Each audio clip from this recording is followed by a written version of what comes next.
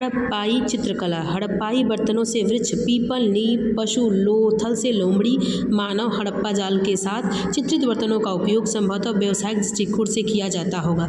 साक्ष्यों से नृत्य, संगीत इत्यादि के प्रचलन के साक्ष्य मिलते हैं। प्रश्न: हड़प्पा सभ्यता की संस्कृति का संक्षेप में वर्णन करें। कला के क्षेत्र में हड़प्पा सभ्यता के योगदान को बताएं। हड़प्पा नगर नियोजन की मुख्य विशेषताओं को बताएं। हड़प्पा सभ्यता की सांस्कृतिक विरासत को संक्षेप में बताएं। सिंधु घाटी सभ्यता का नगर नियोजन एवं संस्कृति ने किस सीमा तक वर्तमान नगरीकरण के निवेश प्रदान किया है। हड़प्पा सभ्यता का पतन। हड़प्पा सभ्यता के पतन को लेकर मुख्यतः 3 प्रकार के दृष्टिकोण प्रचलित है। आकस्मिक पतन, आंशिक तौर पर उत्तर, बाढ़ के कारण, नदी मार्गों में परिवर्तन के कारण, भूकंप, अग्निकांड, आर्यों का आक्रमण। क्रमशः पतन, पर्यावरण असंतुलन के कारण अधिक महत्व दिया जाता है। शहरों का पतन हुआ और आसपास के क्षेत्र में ग्रामीण संस्कृतियां बनी रही। सार्वजनिक मैदान, पत्थरों से निर्मित प्रवेश द्वार और साइन बोर्ड के साक्ष्य धौलावीरा से मिलता है।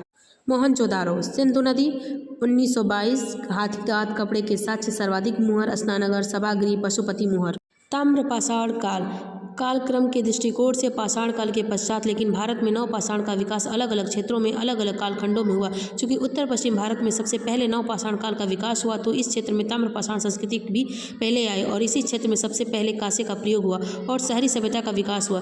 जब उत्तर पश्चिम भारत में शहरी सभ्यता थी, तब भारत के अलग अलग हिस्सों में नवपाषाण संस्कृति का अस्तित्व था। हड़प्पा सभ्यता के पतन के पश्चात एक तरफ हड़प्पाई क्षेत्र में पुनः ताम्रपाषाणिक संस्कृति का अस्तित्व देखते हैं, वहीं देश के अलग अलग हिस्सों में भी नवपाषाण के पश्चात ताम्रपाषाणिक संस्कृतियों का उदय हुआ।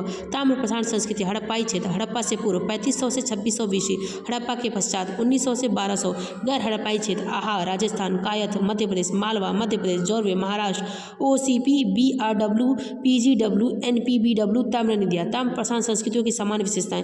पत्थर के साथ साथ तांबे का प्रयोग मानव के द्वारा उपयोग में लाया गया प्रथम धातु है। ग्रामीण संस्कृति। पशुपालन, मुख्यतः भोजन के उद्देश्य से। लेखन कला के साक्ष्य, सुदूर व्यापार के साक्ष्य नहीं, पक्की ईंटों के साक्ष्य नहीं, अपवाद हो सकते हैं। मकान कच्ची ईंट, मिट्टी और लकड़ी से बनाए जाते हैं, शहरों के साक्ष्य नहीं। आहार को तांबावती भी कहते हैं। मालवा संस्कृति का एक स्थल नवादा टोली से बड़ी संख्या में अनाज के साक्ष्य मिलते हैं। जोरवे संस्कृति का सबसे बड़ा स्थल था दहमाबाद। जोरवे के एक और स्थल निमान गांव से भी बड़ी संख्या में अनाज और बड़ी संख्या में जानवरों की हड्डियां मिली हैं। एक मकान के भीतर एक संदूक के व्यक्ति को दफनाने के साक्ष्य मिले हैं। एक मकान के भीतर एक संदूक में व्यक्ति को दफनाने के साक्ष्य मिले हैं।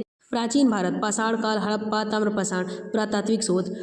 वैदिक काल, बुद्ध काल, लिखित साहित्यिक। वैदिक काल 1500 से 600 BC। ऋग्वैदिक काल 1500 से 1000। उत्तर वैदिक काल 1000 से 600। विभाजन क्यों? पढ़ने समझने की सुविधा। जीवन यापन, समाज संस्कृति में परिवर्तन। भौगोलिक प्रसार। वैदिक कालीन अर्थव्यवस्था, राजनीति, समाज। ऋग्वैदिक, उत्तर वैदिक। वैदिक कालीन धर्म।